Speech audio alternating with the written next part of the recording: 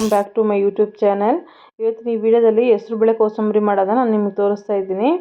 ಬನ್ನಿ ಹೇಗೆ ಮಾಡೋದು ನೋಡ್ಕೊಂಡು ಬರೋಣ. ಇಲ್ಲಿ ನಾನು ಒಂದು ಕಪ್ಪಷ್ಟು ಹೆಸರು ಬೇಳೆ ತೊಗೊಂಡು ಅದಕ್ಕೆ ನೀರು ಹಾಕೊಂಡು ಚೆನ್ನಾಗಿ ಒಂದು 2 ರಿಂದ 3 ಸತಿ ನಾನು ತೊಳ್ಕೊತೀನಿ. ಇದನ್ನು ತೊಳ್ಕೊಂಡು ನೀರೆಲ್ಲ ತೆಗೆದುಬಿಟ್ಟು ಇದಕ್ಕೆ ಹೆಸರು ಬೇಳೆ ಮುಳುಗುವಷ್ಟು ನೀರು ಹಾಕ್ಕೊಳ್ತೀನಿ. ನೀಟಾಗಿ ಮುಳುಗಿದ್ರೆ ಸಾಕಿದು. ನಿಮಗೆ ಬೇಗ ಬೇಕು ಅಂದರೆ ಸ್ವಲ್ಪ ಬಿಸಿನೀರು ಹಾಕ್ಕೊಂಡು ನೆನೆಸ್ಕೊಂಡ್ರೆ ಅದು ಬೇಗನೆ ಆಗುತ್ತೆ. ಸೊ ಹಾಕಿ ಇದನ್ನು 2 ಅವರ್ಸ್ ನೆನೆಸಿ ಹಾಗೆ ಇಟ್ಟಿರ್ತೇನೆ. ಇದಕ್ಕೆಲ್ಲ ಬರೀ ಕಟ್ ಮಾಡಿ ಇಟ್ಕೊಂಡ್ರೆ ತುಂಬಾ ಬೇಗ ಒಂದು 5 ನಿಮಿಷದಲ್ಲೇ ಮಾಡ್ಕೊಬಿಡ್ಬೋದು. ಸೊ ಇವಾಗ ಹೆಸರು ಬೇಳೆ ಎಲ್ಲ ನೆಂದಿದ್ದನ್ನ ಇದನ್ನು ಒಂದು ಬಟ್ಲಿಗೆ ಹಾಕ್ಕೊಂಡು ಈಗ ಸಣ್ಣದಾಗಿ ಹಚ್ಕೊಂಡಂಥ ಸೌತೆಕಾಯಿ ನಾನು ಸಿಪ್ಪೆ ಸಮೇತನೇ ಕಟ್ ಮಾಡ್ಕೊಂಡಿದ್ದೀನಿ. ಸಿಪ್ಪೆ ಸಮೇತನೇ ಹಾಕ್ಕೊಳ್ಳಿ, ತುಂಬಾ ಒಳ್ಳೆಯದು ಹೆಲ್ತ್ಗೆ.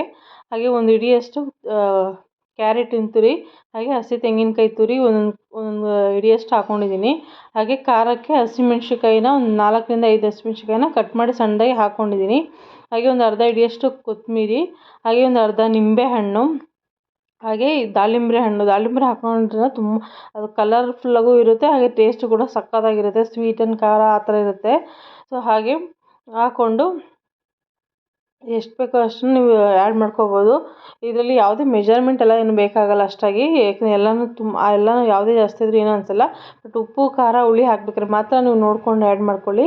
ಹಾಗೆ ನಾನು 1 ಟೇಬಲ್ ಸ್ಪೂನ್ ಎಣ್ಣೆ ಹಾಕ್ಕೊಂಡು ಸಾಸಿವೆ ಮತ್ತು ಕರಿಬೇವು ಹಾಕ್ಕೊಂಡು ಒಗ್ಗರಣೆ ಮಾಡಿ ಅದನ್ನು ಇದಕ್ಕೇ ಸೇರಿಸ್ಕೊಂಡು ರುಚಿಗೆ ತಕ್ಕಷ್ಟು ಉಪ್ಪನ್ನ ಹಾಕ್ಕೊಂಡು ನೀಟಾಗಿ ಮಿಕ್ಸ್ ಮಾಡಿ ಸರ್ವ್ ಮಾಡಿಕೊಂಡ್ರೆ ಸೂಪರ್ ಟೇಸ್ಟಿಯಾದಂಥ ಹೆಸರುಬೇಳೆ ಕೋಸಂಬರಿ ರೆಡಿ ಆಗುತ್ತೆ. ಐ ಹೋಪ್ ನಿಮಗೆಲ್ಲ ಈ ವಿಡಿಯೋ ಇಷ್ಟ ಆಗುತ್ತೆ ಅಂದ್ಕೊಂಡಿದ್ದೀನಿ. ಇಷ್ಟ ಆದರೆ ಪ್ಲೀಸ್ ಲೈಕ್ ಮಾಡಿ, ಶೇರ್ ಮಾಡಿ, ನಿಮ್ಮ ಅನಿಸಿಕೆ ಅಭಿಪ್ರಾಯಗಳನ್ನ ಕಮೆಂಟ್ ಮಾಡಿ.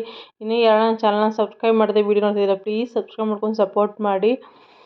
Thank you for watching.